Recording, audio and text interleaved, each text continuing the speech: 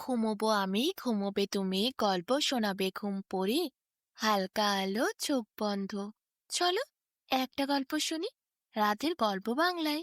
আজকের গল্প, বাঘবর কোনে মেয়ে। এক গরিব ব্রাহ্মণ ছিলেন, তার ঘরে ব্রাহ্মণী ছিল আর একটি ছোট্ট মেয়ে ছিল। কিন্তু তাদের বাড়িতে ছিল খুব অভাব। ব্রাহ্মণ ভিক্ষে করে যা আনতো তাতে এক বেলার খাবার জুটলে আরেক বেলা না খেয়ে থাকতে হতো। একদিন ছোট মেয়েটি উঠানে বসে খেলা করছিল, এমন সময় পাশের বাড়িতে কেউ পায়েস রান্না করছিল। সবাই ভীষণ হইচই করে পায়েস খাচ্ছিল। পায়েসের সুন্দর সুবাসে মেয়েটির খুব পায়েস খেতে মন হলো। সকলের আনন্দ করা হইচই গলার শব্দগুলো সে শুনতে পাচ্ছিল। কি আনন্দেই সবাই পায়েস খাচ্ছে। ছুটতে এসে বাড়িতে মাকে জড়িয়ে ধরে বলল, মা আমি পায়েস খাবো। শুনে তার মা কেঁদে ফেলল, বলল ভাতই দিতে পারি না, পায়েস কোথা থেকে দেবো রে মা তোকে। কিন্তু ছোট মেয়েটি বলল, মা সবাই পায়েস খাচ্ছে, আমি পায়েস খাবো, আমাকে পায়েস দাও। এমন সময় ব্রাহ্মণ ভিক্ষা করে বাড়ি ফিরল। সে সেদিন কিছু চাল পেয়েছিল। ব্রাহ্মণী কাঁদছে দেখে ব্রাহ্মণ জিজ্ঞাসা করল, কি হয়েছে গো ব্রাহ্মণী, কাঁদছ কেন? ব্রাহ্মণী বলল, মেয়ে পায়েস খেতে চাইছে গো, পাশের বাড়িতে পায়েস রান্না হচ্ছে, সবাই হইচই করে খাচ্ছে, তাই দেখে মেয়ের খুব পায়েস খেতে ইচ্ছে করছে। এখন বলো, আমরা তো ভাতই খাওয়াতে পারি না ওকে ঠিকভাবে, পায়েস কোথা থেকে দেব? ব্রাহ্মণ বলে, তুমি কেঁদো না, আমি দেখছি। আমার মেয়ে যখন পায়েস খেতে চেয়েছে, ওর জন্য কোনো একটা ব্যবস্থা আমি ঠিক করব।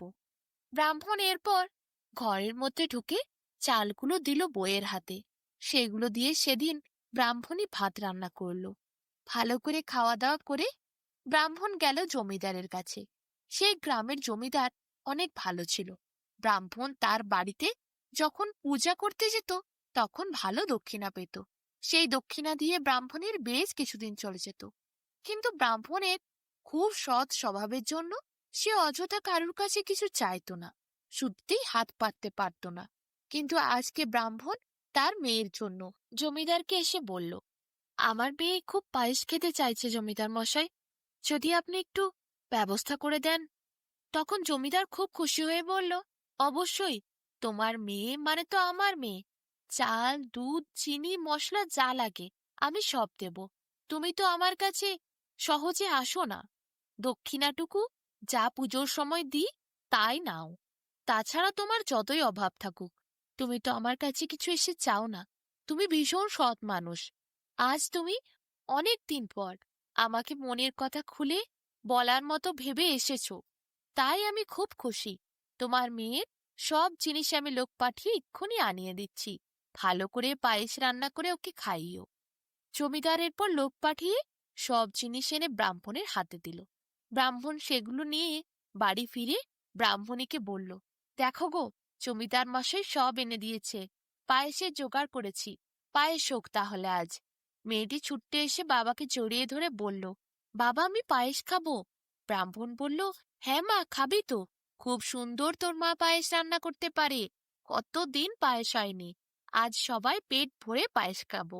ব্রাহ্মণী কিছুক্ষণের মধ্যেই চমৎকার পায়েস রান্না করল। গোপালভোগ চাল দিয়ে পায়েস রান্না হয়েছে, কি সুন্দর সুবাস, চারিদিক মম করছে। ব্রাহ্মণের বাড়ির সামনেই একটি গাছে একটি দুষ্টু কাক থাকত।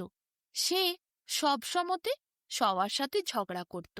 পায়েসের সুবাস পেয়ে সে ব্রাহ্মণের বাড়ির কাছে এসে ঝোঁকাঝুঁকি করে দেখছিল একটু যদি পায়েস পায়। অনেকক্ষণ বসে থাকার পরও সে কিন্তু একটুও পায়েস পেল না। সব হাঁড়ি চেঁচে পুছে খেয়ে নিয়েছিল ব্রাহ্মণী। চেটেপুটি সব খেয়ে নেওয়ার জন্য ফোঁটাও আর কাকের ভাগ্যে জুটল না। কাক এরপর ভীষণ রেগে গেল, চলে গেল উঠতে উঠতে সেই সামনের জঙ্গলে বাঘের কাছে।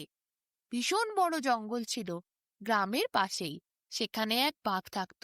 তাকে গিয়ে কাক বলল ব্রাহ্মণীর সাথে প্রতিশোধ নেওয়ার জন্য, জানো, তোমার জন্য একটি খুব সুন্দর পাত্রী পছন্দ হয়েছে, পাত্রীর বাবা তোমার সাথে বিয়ে দিতে চায়। বাঘ বলল, কে সেই পাত্রী? কাক বলল, ওই যে গ্রামের মধ্যে ব্রাহ্মণী থাকে, তাদের সুন্দরী ছোট্ট মেয়েটি। বাঘ বলল, তাই নাকি? তা বেশ ভালো। কবে করব বিয়ে বলো? কাক বলল, দাঁড়াও, 7 দিন পর হবে বিয়ে। ততদিন ব্রাহ্মণীর সাথে আমি গিয়ে ভালো করে কথাটা বলি। তুমি রাজি আছো সেটা তো জানাতে হবে। বাঘ বলল, হ্যাঁ বলো, 7 দিন পর আমাকে এসে জানিও। কাক এরপর উড়ে উড়ে ব্রাহ্মণীর কাছে গেল। তখন ব্রাহ্মণী পায়েস খেয়ে খুব মজায় ছিল। কাক বলল, তোরা দুষ্টু ব্রাহ্মণী, আমাকে পায়েস দিসনি। বাঘ 7 দিন পর তোদের মেয়েকে বিয়ে করতে আসবে। তা কথা শুনে তো ব্রাহ্মণী কেঁদে ভাসালো। কি করবে বুঝে উঠতে পারল না। ব্রাহ্মণও অবাক হয়ে গেল। এ কি কথা, বাঘ নাকি মানুষের মেয়েকে বিয়ে করবে? দুষ্টু কাকের এই ফন্দি তারা বুঝতে পারল। গ্রামের সকল লোকেদেরকে ডেকে ব্রাহ্মণ সব কথা জানালো। কি করবে এবারে? সবার কাছে সমস্যার সমাধান চাইল। গ্রামের লোকেরা বলল, চিন্তা করো না, বাঘকে আমরা উপযুক্ত শাস্তি দেব যদি বিয়ে করতে আসে আমাদের মেয়েকে। এরপর 7টি দিন পার হলো। 7 দিন পর গ্রামের লোকেরা ব্রাহ্মণীর বাড়ির সামনে যে ভীষণ বড় কুয়ো ছিল তার ওপর একটি বড় সুন্দর কারুকার্য করা চকচকে চাদর পাতল। কুয়োটি ঢাকা পড়ে গেল। ব্রাহ্মণীকে বিয়ের আয়োজন করতে বলার জন্য কাকও কিন্তু সেদিন সকাল সকাল এসে ব্রাহ্মণীকে একবার বলে গেছিল, বাঘকে আনতে যাচ্ছি, বাঘ আসবে এক্ষুনি মেয়েকে বিয়ে করতে। এদিকে গ্রামের লোকেরা তো তৈরিই ছিল। খুব জোরে শব্দ করে গর্জন করতে করতে বাঘ যখন বিয়ে করতে এলো, গ্রামের লোকেরা সবাই বাঘকে দারুণভাবে ঢাক ঢোল বাজিয়ে বাঘকে নিয়ে গিয়ে বরণ করে বসালো ওই কুয়োর উপর।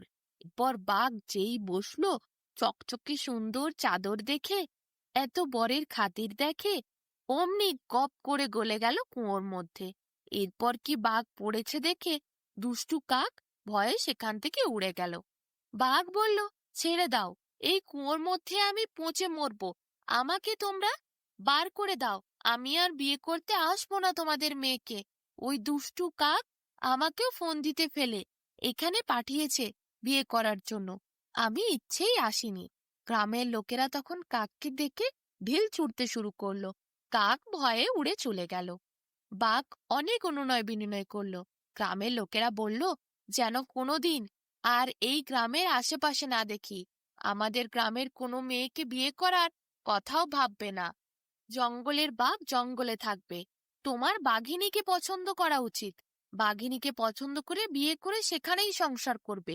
বাঘ বলল, আমাকে ছেড়ে দাও, আমি কোনোদিন আর এদিকে আসবো না। এরপর সবাই মিলে দড়ি ফেলে বাঘকে তুলে দিল। যেই বাঘ কুয়োর থেকে বেরোলো, অমনি লাফ দিয়ে দিয়ে চলে গেল জঙ্গলের মধ্যে। আর কোনোদিন ভুল করেও বাঘ ওই গ্রামের দিকে আসেনি। কাকও ঘরছাড়া হলো। সেই গ্রামে কাক আর কোনোদিন ফিরে আসতে পারল না। ব্রাহ্মণী ছোট্ট মেয়েটিকে সব রকম বিপদ থেকে গ্রামবাসী মুক্ত করে দিল তাদের বুদ্ধি দিয়ে।